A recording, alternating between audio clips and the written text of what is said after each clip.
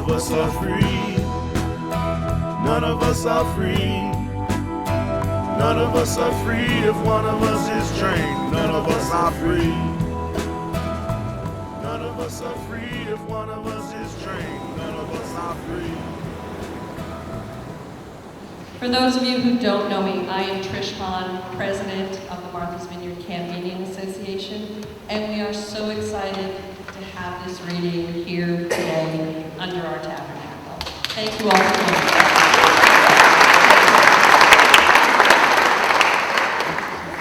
So my job here today is to introduce Abigail McGrath.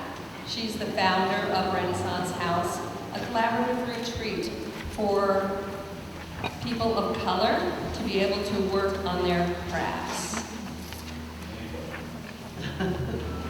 So, Abigail, everyone welcome Abigail with me.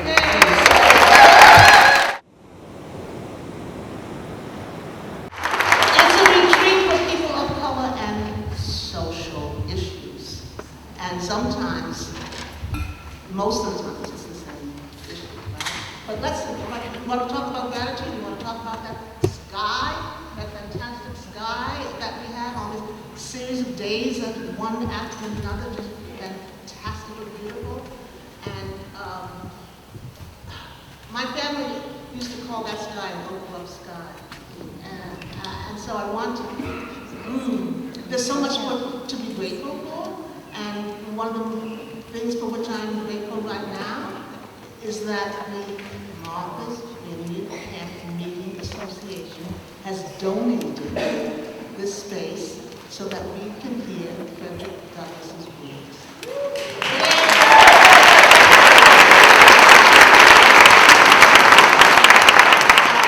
And another thing for which I'm grateful, Abigail, who's sitting over there, and she is the reason we're all here. She is the shoulder that we have all stood on. I'm sorry, I don't want to get upset, but I'm so grateful that she's here at us today.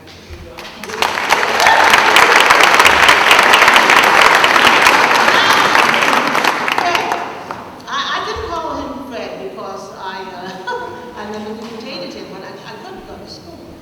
And the thing about Fred's words that ring so loudly is authenticity. And what could be more authentic than this house of honor, social issue honor? Does anyone in the audience know what epigenetics is? Good, okay, so now I have to take my word for it, right? Okay. Epigenetics is the study of how traumatic and horrific incidences are passed down through your genes, through your DNA. So when people say to me, "Oh, get over slavery, it was 100 years ago," I can't. I can't because it's in my genes. I can't because it's in my DNA. My children's DNA, my grandchildren's DNA, the Holocaust, post-traumatic syndrome, whatever that's called, all of the conduct, those things are in your genes. So, and you can't get rid of it. So what do? This is the tricky part. You recognize it, but you're not bitter. You can't be bitter about it because it's that bitterness that grows like a cancer in you and destroys you and makes you think terrible, awful thoughts. And that, right here, is what Frederick Douglass does best. He is not bitter. He does it with words. He doesn't have bombs. How's it go? Bombs burst in the air. He has no revenge action. I was not going to go get you for what you did to me. The man does it simply with words. What he does is he lays it all out for you, and then you can see and you can figure out in a sensible, clear way what the situation is. But before we start, anybody can stand up here and say very clever things. However, it is not me. It is Makani who makes this thing work. It is Makani who gets things done. She's the one who wrote the adaptation. She's the one who sent out the invitation. She's the one who directed it. She's the one who just gets me nervous and, what do you call it, exhausted, just looking at the work she did. Okay? So, however, you can understand then why this is her last year. And we know that it's exhausting, and we are grateful to her for all the exhausting work she has been doing for all these years. I'm telling you right now, folks, if Makani were the president, we would all sleep a lot.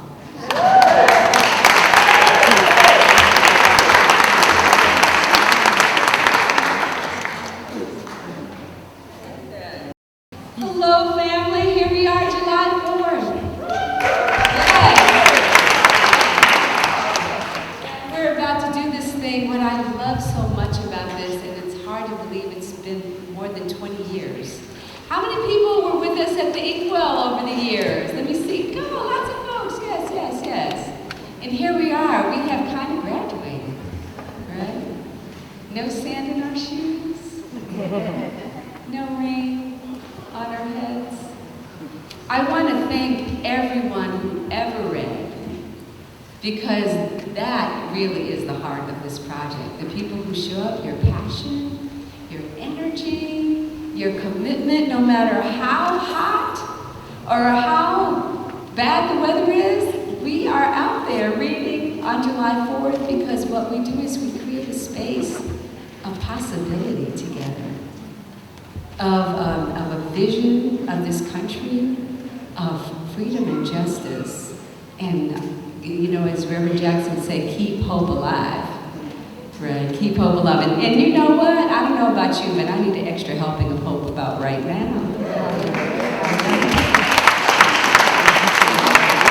And I just want to, before we start, also do a little plug for Renaissance House, which is the sort of the creative home of this project. And a plea, because yes, this is my last year, and yes, somebody younger. And I know Miss Dorothy's here, so you feel almost ashamed to talk about you needing to be younger to do a thing. Right?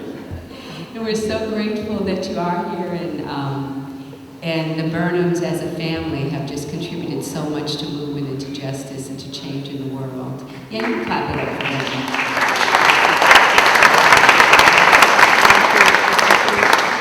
That me at the spry old age of 63 is talking about letting go of a thing because I feel too old. I know.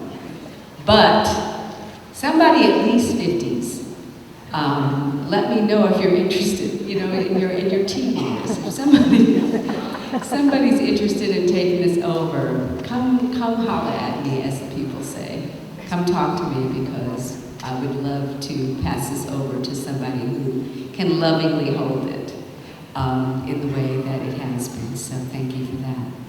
So without further ado, we are going to get started, and I think everybody has the poem that we'll read together at the end. There's a first part, then a little bit of the speech, and the second part, and that poem is actually a part of the speech.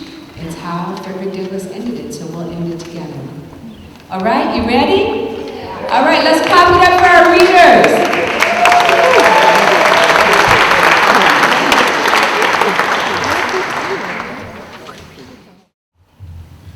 What to the slave is the 4th of July?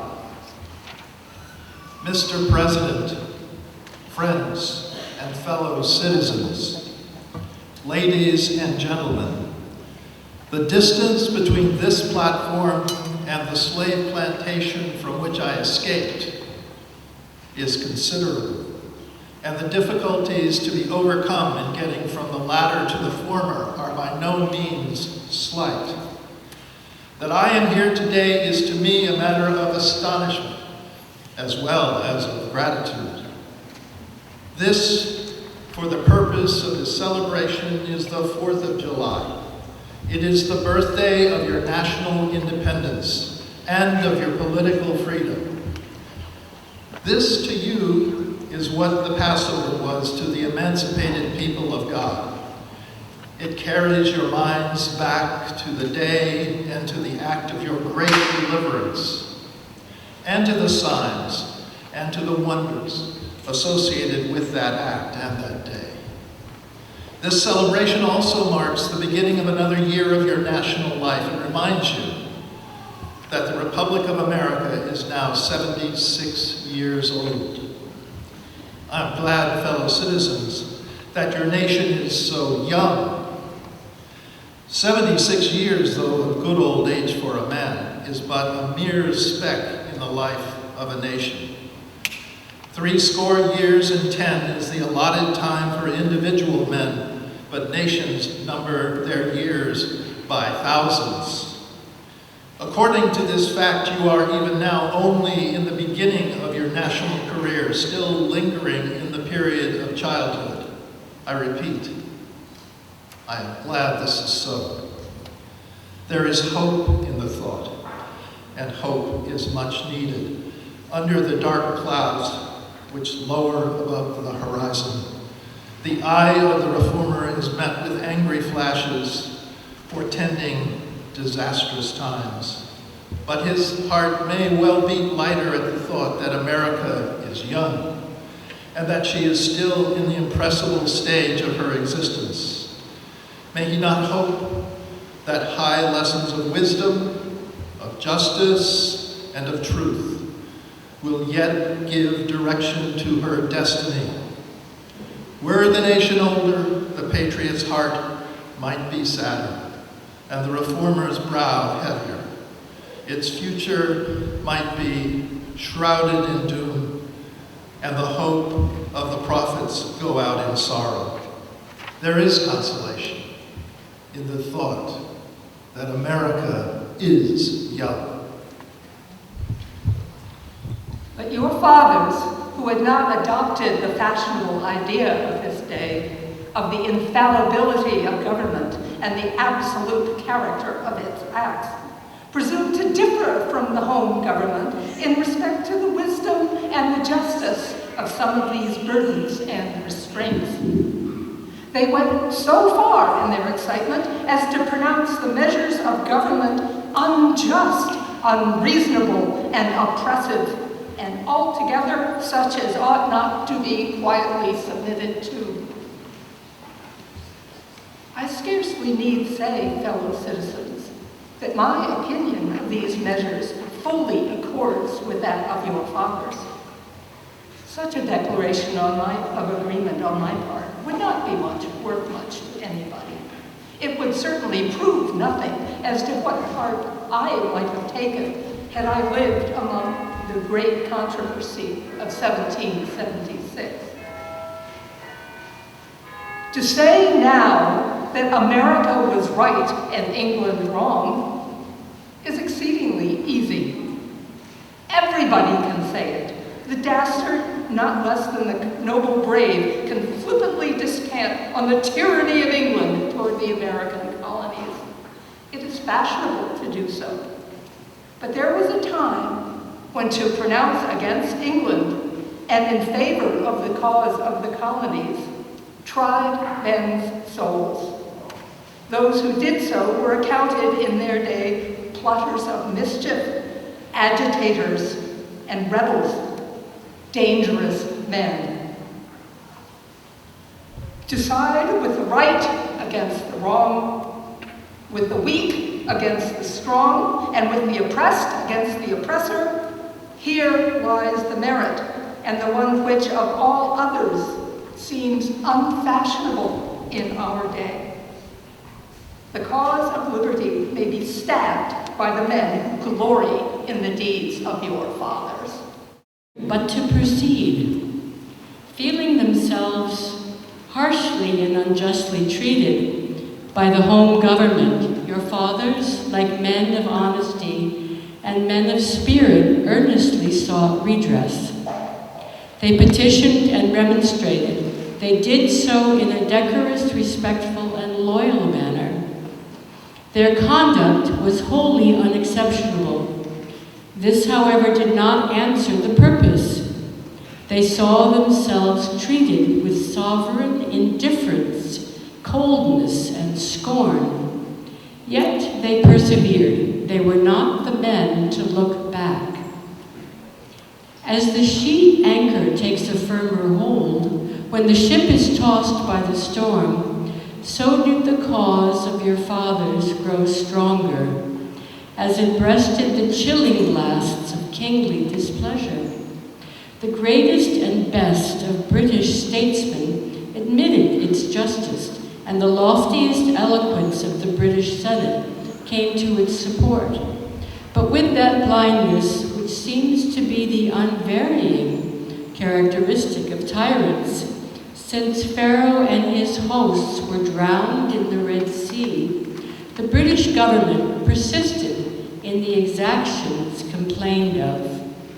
The madness of this course, we believe, is admitted now, even by England, but we fear the lesson is wholly lost on our present rulers. On the 2nd of July, 1776, the old Continental Congress, to the dismay of the lovers of ease and worshippers of property, closed that dreadful idea with all the authority of national sanction. They did so in the form of a resolution. And as we seldom hit upon resolutions drawn up in our day, whose transparency is at all equal to this, it may refresh your minds and help my story if I read it. Resolved that these united colonies are, and of right ought to be, free and independent states. They are absolved from all allegiance to the British Crown, and that all political connection between them and the state of Great Britain is and ought to be dissolved. Close quote. Citizens, your fathers made good that resolution. They succeeded. And today, you reap the fruits of their success. The freedom gained is yours. And you, therefore, may properly celebrate this anniversary. The 4th of July is the first great fact in your nation's history, the very ring bolt in the chain of your yet undeveloped destiny. Pride and patriotism, not less than gratitude, prompt you to celebrate and to hold it in perpetual remembrance. I have said that the Declaration of Independence is the ring bolt to the chain of your nation's destiny. So indeed I regard it. The principles contained in that instrument are saving principles. Stand by those principles. Be true to them on all occasions, in all places, against all foes, and at whatever cost. How circumspect, exact, and proportionate were all their movements. How unlike the politician of an hour. Their statesmanship looked beyond the passing moment and stretched away in strength into the distant future. They seized upon eternal principles and set a glorious example in their defense. Mark them. Of this fundamental work, this day is the anniversary. Our eyes are met with demonstrations of joyous enthusiasm. Banners and pennants wave exultingly on the breeze. The din of business, too, is hushed. Even Mammon seems to have quitted his grasp on this day. The ear-piercing fife and the stirring drum unite their accents with the ascending peal of 1,000 church bells. Prayers are made, hymns are sung, and sermons are preached in honor of this day, while the quick martial tramp of a great and multitudinous nation, echoed back by all the hills, valleys, and mountains of a vast continent, bespeak the occasion, one of thrilling and universal interests, nation's jubilee. And I'm reading my grandson's part, who could not be here today.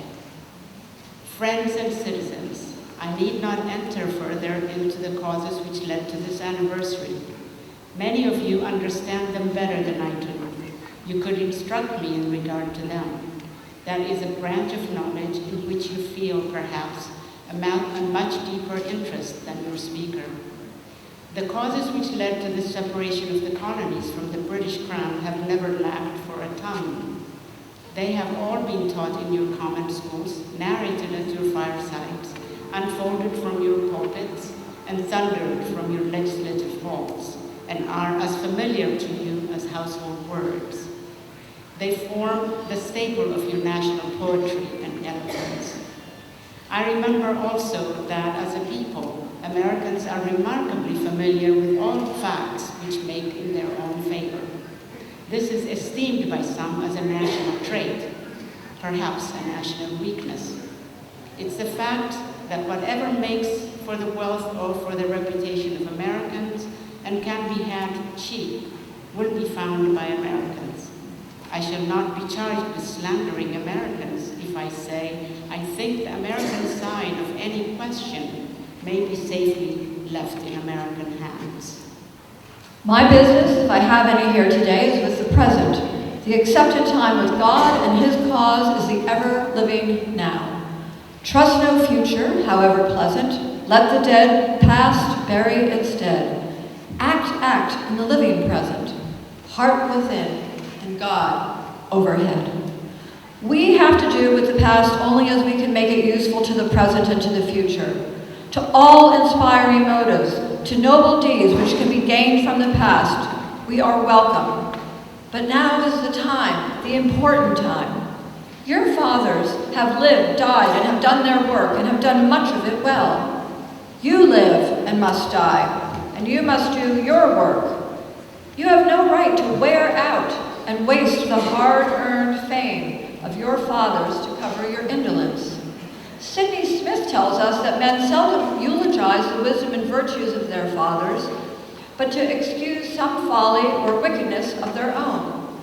This truth is not a doubtful one. There are illustrations of it near and remote, ancient and modern.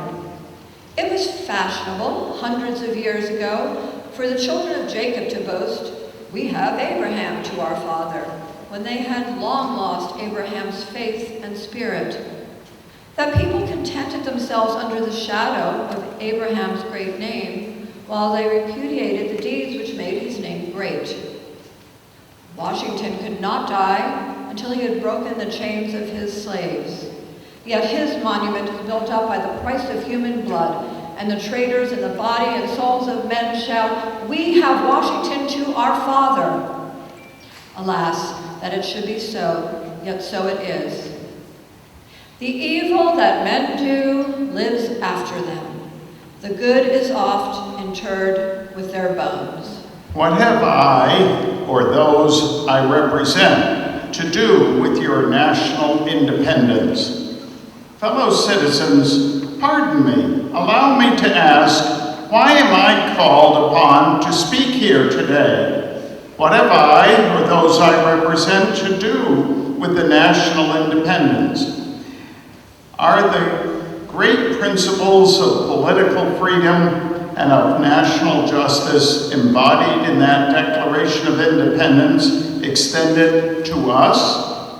And am I, therefore, called upon to bring our humble offering to the national altar and to confess the benefits and express devout gratitude for the blessings resulting from your independence to us?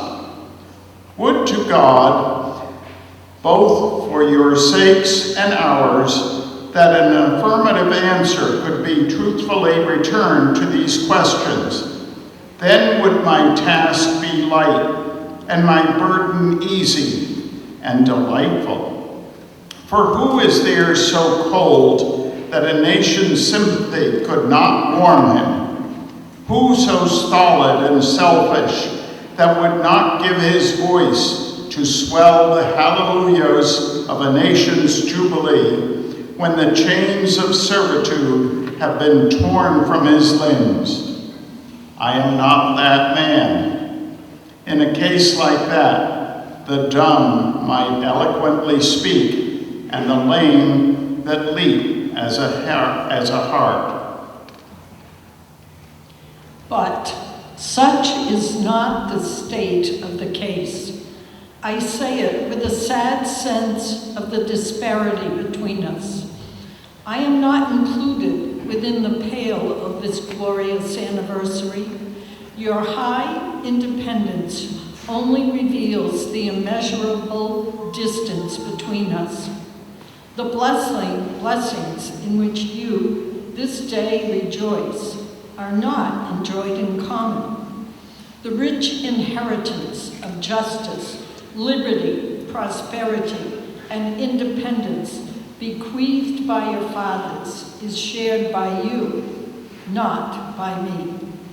The sunlight that brought life and healing to you has brought stripes and death to me. The 4th of July is yours, not mine. You may rejoice, I must mourn. To drag a man in fetters into the grand illuminated temple of liberty and call upon him to join you in joyous anthems were inhuman mockery and sacrilegious irony. Do you mean, citizens, to mock me by asking me to speak today? If so, there is a parallel to your conduct. And let me warn you that it is dangerous to copy the example of a nation whose crimes, lowering up to heaven, were thrown down by the breath of the Almighty, burying that nation in irrecoverable ruin. I can today take up the plaintive lament of a peeled and woe-smitten people. By the rivers of Babylon, there we sat down. Yea, we wept when we remembered Zion. We hanged our harps upon the willows in the midst thereof. For there they that carried us away captive required of us a song, and they who wasted us required of us mirth, saying, Sing as one of the songs of Zion. How can we sing the Lord's song in a strange land? If I forget thee, O Jerusalem, let my right hand forget her cunning. If I do not remember thee, let my tongue cleave to the roof of my mouth. Fellow citizens, above your national tumultuous joy, I hear the mournful wail of millions whose chains, heavy and grievous yesterday, are today rendered more intolerable by the jubilee shouts that reach them. If I do forget, if I do not faithfully remember those bleeding children of sorrow this day, may my right hand forget her cunning, and may my tongue cleave to the roof of my mouth.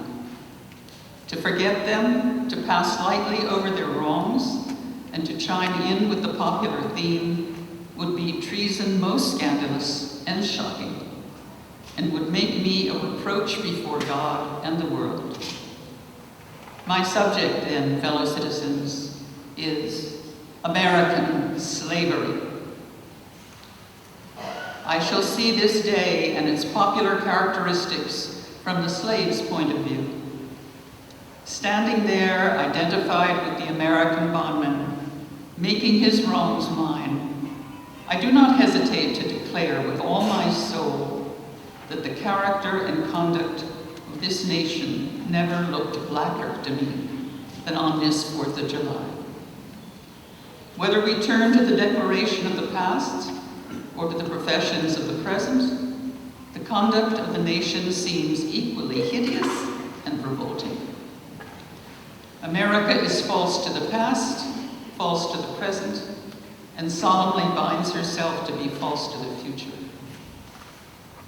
Standing with God and the crushed and bleeding slave on this occasion, I will, in the name of humanity which is outraged, in the name of liberty which is fettered, in the name of the Constitution and the Bible, which are disregarded and trampled upon, dare to call in question and to denounce, with all the emphasis I can command, everything that serves to perpetuate slavery, the great sin and shame of America.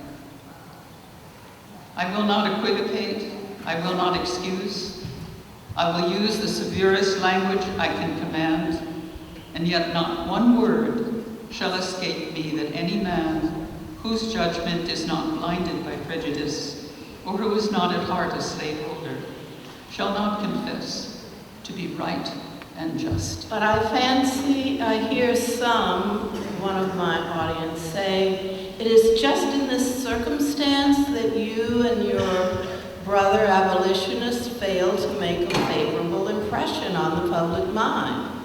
Would you argue more and denounce less? Would you persuade more and rebuke less? Your cause would be much more likely to succeed. But I submit, where all is plain, there is nothing to be argued. What point is the anti-slavery creed would you have me argue? On what branch of the subject do the people of this country need light? Must I undertake to prove that the slave is a man? That point is conceded already. Nobody doubts it. The slaveholders themselves acknowledge it in the enactment of laws for their government.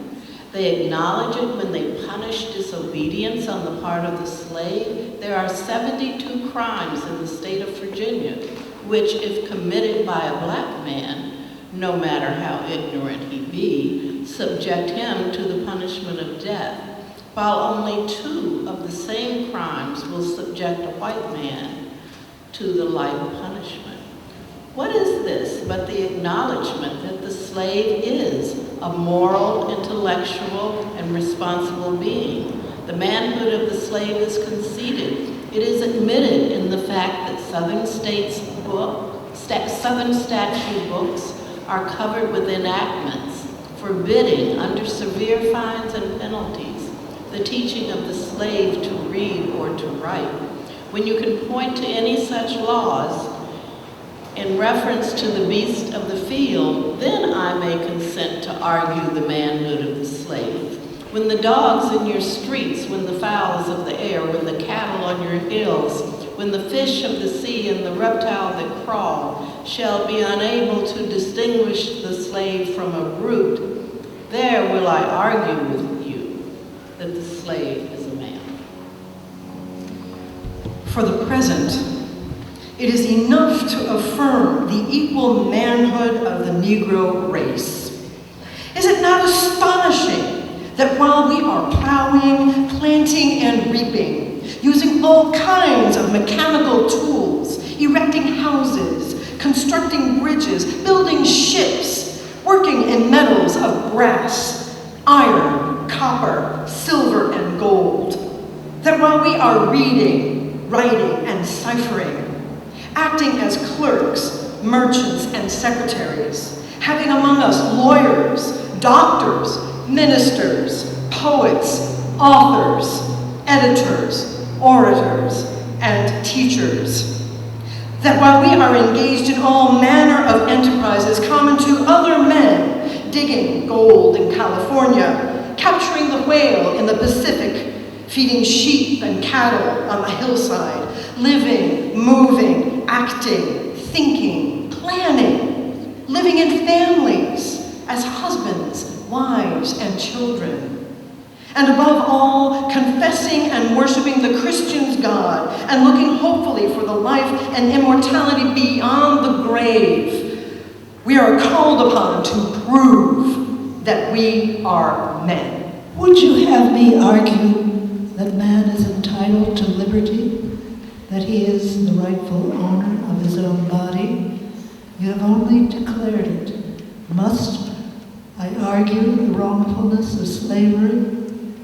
Is that a question for Republicans? Is it to be settled by the rules of logic and argumentation as a matter beset with great difficulty, involving a doubtful application of the principle of justice? Hard to be understood? How should I look today to the presence of Americans dividing and subdividing positively, negatively, and affirmatively? To do so would be to make myself ridiculous and to offer an insult to your understanding. There is not a man beneath the canopy of heaven that does not know that slavery is wrong for him. Am I to argue that it is wrong to make men brutes, to rob them of their liberty, to work them without wages, to keep them ignorant of their relations to their fellow men, to beat them with sticks, to flay their flesh with the lash, to load their limbs with irons, to hunt them with dogs, to sell them at auction, to sunder their families, to knock out their teeth, to burn their flesh, to starve them into obedience and submission to their masters? Must I argue that a system thus marked with blood and stained with pollution is wrong? No, I will not. I have better employments for my time and strength than such arguments would imply. What then remains to be argued? Is it that slavery is not divine, that God did not establish it, that our doctors of divinity are mistaken? There is blasphemy in the thought. That which is inhuman cannot be divine.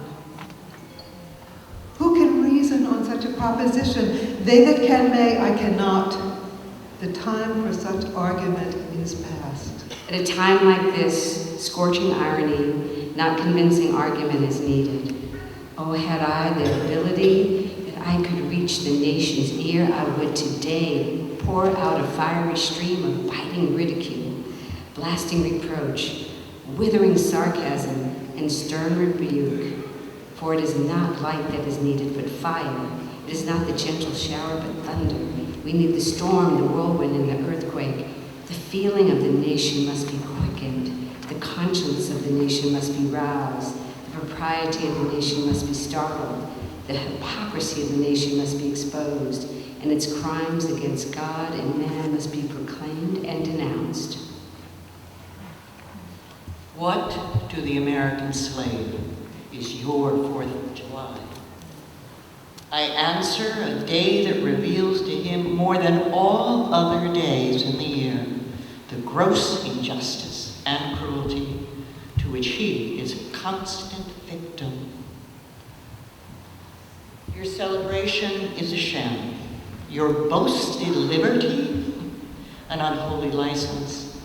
Your national greatness, swelling vanity. Your sounds of rejoicing are empty and heartless. Your denunciation of tyrants, brass-fronted impudence. Your shouts of liberty, equality, hollow mockery. Your prayers and hymns, your sermons, thanksgivings, with all your religious parade and solemnity are, to the slave, mere bombast, fraud, deception, impiety, hypocrisy, a thin veil to cover up the crimes which would disgrace a nation of savages. There is not a nation on the earth guilty of practices more shocking and bloody than are the people of these United States at this very hour.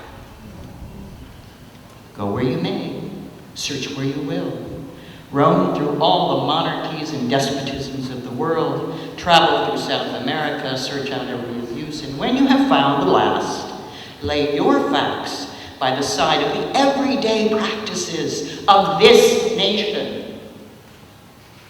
And then you will say with me that for barbarity and shameless hypocrisy, America reigns without rival.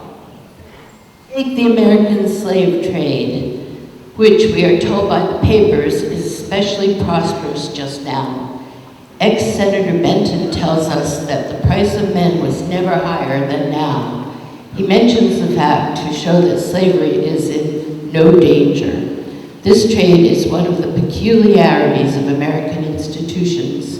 It is carried on in all the large towns and cities in one half of this confederacy, and millions are pocketed every year by dealers in this horrid traffic. In several states, this trade is a chief source of wealth. It is called, in contradistinction to the foreign slave trade, the internal slave trade. It is probably called so, too, in order to divert from it the horror with which the foreign slave trade is contemplated. That trade has long since been denounced by this government as piracy. It has been denounced with burning words from the high places of the nation as an execrable traffic. To arrest it, to put an end to it, this nation keeps a squadron at immense cost on the coast of Africa. It is, however, a notable fact that while so much execration is poured out by Americans upon those engaged in the foreign slave trade, the men engaged in the slave trade between the states pass without condemnation, and their business is deemed honorable. Behold the practical operation of this internal slave trade, the American slave trade, sustained by American politics and American religion. Here you will see men and women reared like swine for the market. You know what is a swine drover? I will show you a man drover. They inhabit all our southern states. They preambulate the country and crowd the highways of the nation with droves of human stock. You will see one of these human flesh jobbers armed with pistol and whip and bowie knife, driving a company of 100 men, women, and children from the Potomac to the slave markets of New Orleans.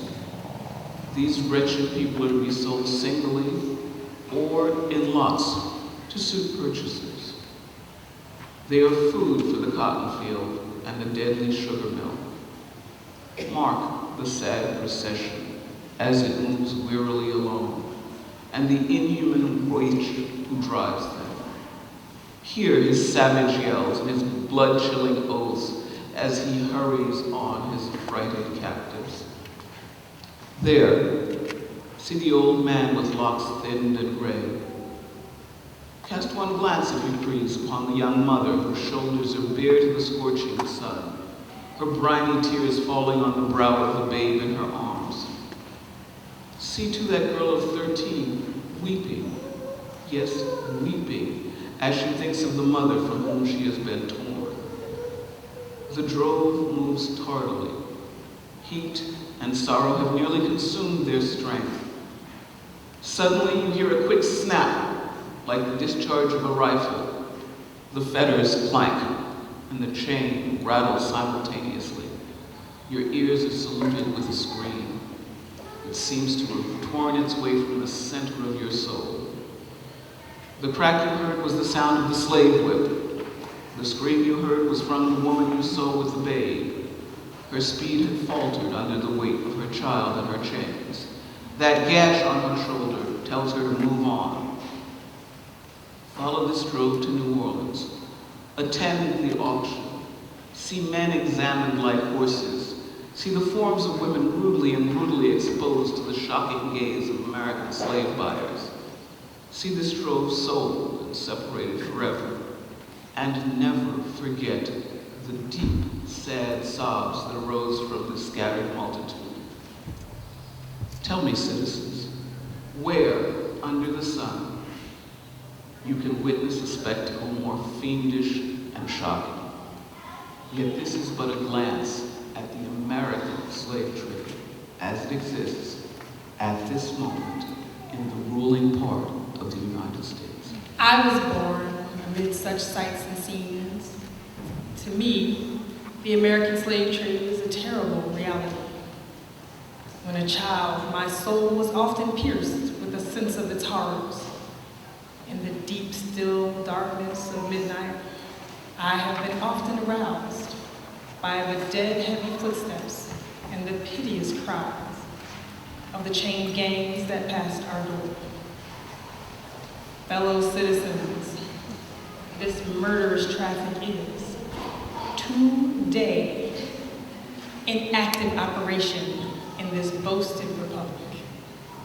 In the solitude of my spirit, I see clouds of dust raised on the highways of the South. I see the bleeding footsteps. I hear the doleful wail of fettered humanity on the way to the slave markets, where the victims are to be sold like horses, sheep, and swine, knocked off to the highest bidder. There, I see the tenderest ties ruthlessly broken to gratify the lust, caprice, and rapacity of the buyers and sellers of men. My soul sickens at the sight. But a still more human, disgraceful and scandalous state of things remains to be presented.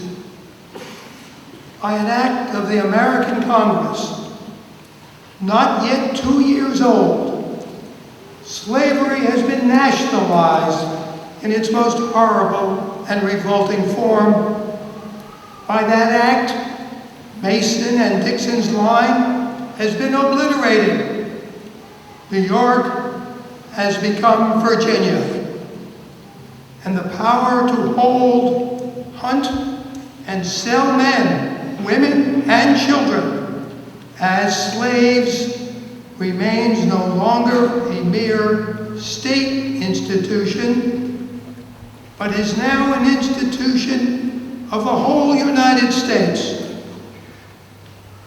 The power is coextensive with the Star-Spangled Banner, where there are these: man is not sacred. He is a bird for the sportsman's gun. By that most foul and fiendish of all human decrees, the liberty and person of every man are put in peril. Your broad Republican domain is hunting ground for men, not for thieves and robbers, enemies of society merely, but for men guilty of no crime. Your lawmakers have commanded all good citizens to engage in this hellish sport. Your president, your secretary of state, your lords, nobles, and ecclesiastics enforce as a duty you owe to your free and glorious country and to your God that you do enforce these accursed things. Not fewer than 40 Americans have, within the past 2 years, been hunted down and without a moment's warning, hurried away in chains and consigned to slavery and excruciating torture. Some of these have had wives and children, depended on them for bread. But for this no account was made. The right of the hunter to his prey stands superior to the right of marriage and to all the rights of this republic, the rights of God included. For black men, there are neither law, justice, humanity, nor religion. The fugitive slave law makes mercy to them a crime and bribes the judge who tries them. An American judge gets $10 for every victim he consigns to slavery, and $5 if he fails to do so. I take this law to be one of the grossest infringements of Christian liberty, and if the churches and ministers of our country were not stupidly blind or most wickedly indifferent, they too would so regard it.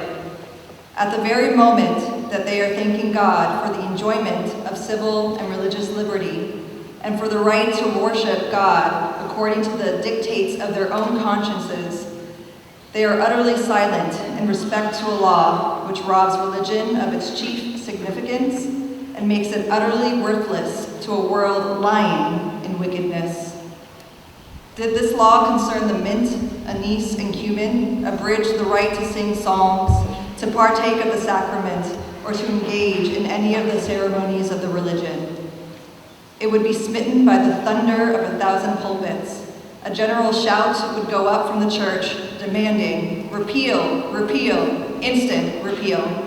But the church of this country is not only indifferent to the wrongs of the slave, it actually takes sides with the oppressors. It has made itself the bulwark of American slavery and the shield of American slave hunters. For my part, I would say, welcome infidelity, welcome atheism, welcome anything in preference to the gospel as preached by those divines. They convert the very name of religion into an engine of tyranny. These ministers make religion a cold and flinty-hearted thing, having neither principles of right action nor bowels of compassion. They strip the love of God of its beauty and leave the throne of religion a huge, horrible, repulsive form. It is a religion of oppressors, tyrants, man-stealers, and thugs. In speaking of the American church, however, let it be distinctly understood that I mean the great mass of the religious organizations of our land. There are expectations, and I thank God that there are. Americans, you Republican politics, no less than your Republican religion, are flagrantly inconsistent. You boast of your love of liberty, your superior civilization, and your pure Christianity, while the whole political power of the nation, as embodied in the two great political parties, is solemnly pledged to support and perpetuate the enslavement of 3 million of your countrymen. You hurl anathemas at the crowned-headed tyrants of Russia and Austria, and pride yourselves on your democratic institutions while yourselves consent to be mere tools and bodyguards of the tyrants of Virginia and Carolina. Your glory in refinement and your universal education, yet you maintain a system as barbarous and dreadful as ever stained the character of a nation. A system begun in avarice, supported in pride, and perpetuated in cruelty. You are all on fire at the mention of liberty for France or for Ireland, but are as cold as an iceberg at the thought of liberty for the enslaved of America. You discourse eloquently on the dignity of labor, yet you sustain a system which in its very essence casts a stigma upon labor. You can bare your bosom to the storm of British artillery to throw off a 3-penny tax on tea, and yet wring the last hard-earned farthing from the grasp of the black laborers of your country. You profess to believe, quote, that of one blood God made all nations of men to dwell on the face of all the earth, unquote, and hath commanded all men everywhere to love one another. Yet you notoriously hate and glory in your hatred. All men whose skin are not colored like your own. You declare before the world and are understood by the world to declare that you, quote, hold these truths to be self-evident, that all men are created equal and are endowed by their Creator with certain inalienable rights, and that among these are life, liberty, and the pursuit of happiness, unquote. And yet, you hold securely in a bondage which, according to your own Thomas Jefferson, quote, is worse than ages of that which your fathers rose in rebellion to oppose, unquote, a 7th part of the inhabitants of your country. Fellow citizens, I will not enlarge further on your national inconsistencies. The existence of slavery in this country brands your republicanism as a sham, your humanity as a base pretense, and your Christianity as a lie. It destroys your moral power abroad and corrupts your politicians at home. It saps the foundation of religion. It makes your name a hissing and a byword to a mocking earth. It is the antagonistic force in your government, the only thing that seriously disrupts and endangers your union. It fetters your progress. It is the enemy of improvement, the deadly foe of education. It fosters pride. It breeds insolence. It promotes vice, it shelters crime, and it is a curse to the earth that supports it. And yet you cling to it as if it were the sheet armor of all your hopes. Oh, be warned, be warned.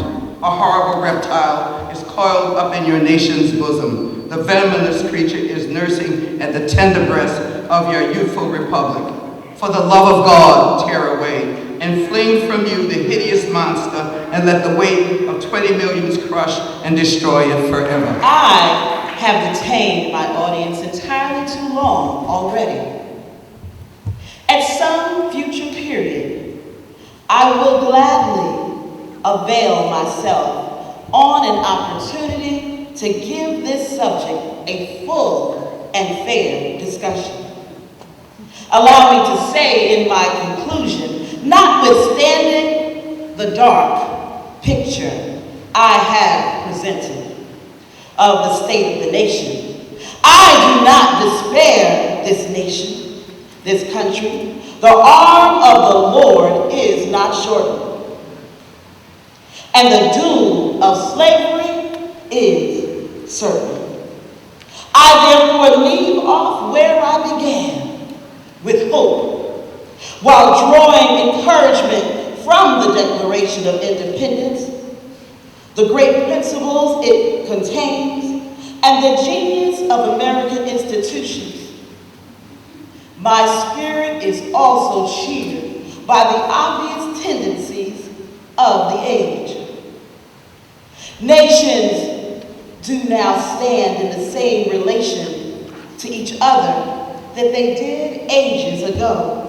No nation can shut itself up from surrounding worlds and trot round in the same old path of its fathers without interference.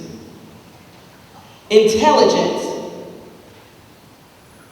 is penetrating the darkest corners of the globe. It makes its pathway over and under the sea, as well as on the earth. Wind, steam, and lightning are its chartered agents. Oceans no longer divide, but link nations together. From Boston to London is now a holiday excursion. Space is comparatively annihilated. Thoughts expressed on one side of the Atlantic are distinctly heard on the other. The far-off and almost fabulous Pacific rolls in grandeur at our feet.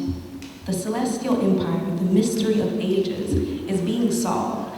The fiat of the Almighty, let there be light, has not yet spent its force. No abuse, no outrage, whether in taste, sport, or avarice, can now hide itself from the all-pervading light. In the fervent aspirations of William Lloyd Garrison, I say and let every heart join in saying it, Godspeed the year of Jubilee, the wide world o'er. When their golden chains are set free, the oppressed shall finally bend the knee, and wear the yoke of tyranny like brutes no more. That year will come in freedom's reign, to man his plundered rights again restore. God speed the day when human blood shall cease to flow, in every clime be understood the claims of human brotherhood, in each return for evil good, not blow for blow. That day will come, all feuds to end, and change into a faithful friend each foe. God speed the hour, the glorious hour, when none on earth shall exercise a lordly power, nor in a tyrant's presence cower, but all to manhood's stature tower by equal birth. That hour will come to equal to all, and from his prison house for all will go forth, until that year, day, hour arrive, with head and heart and hand outspread, to break the rod and rend the gun, the spoiler of the trade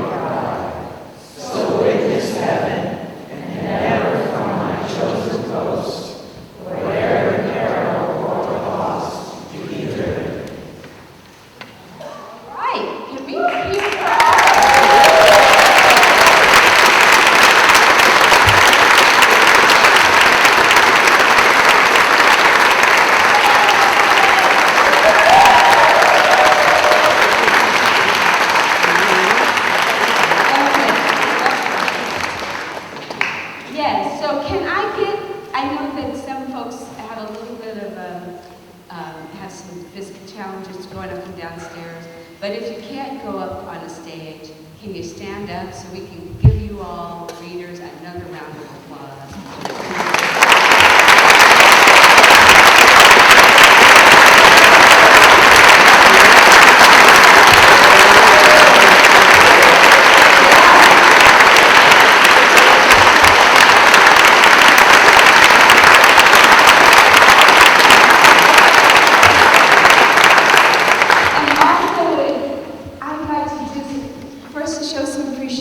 For Abigail, who has been holding Renaissance House in this project.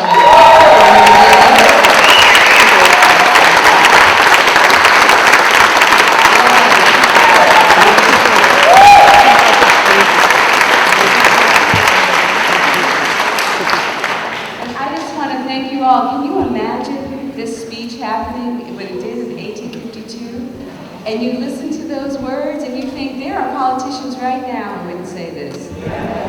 Right? So I just want to thank you all for coming. Thank you for sharing this moment, this space, this possibility, and just we get to remember and be the dream. Right?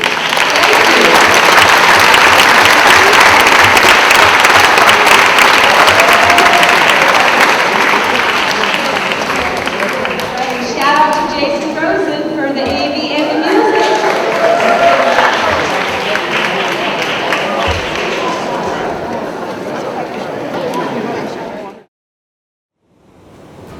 None of us are free.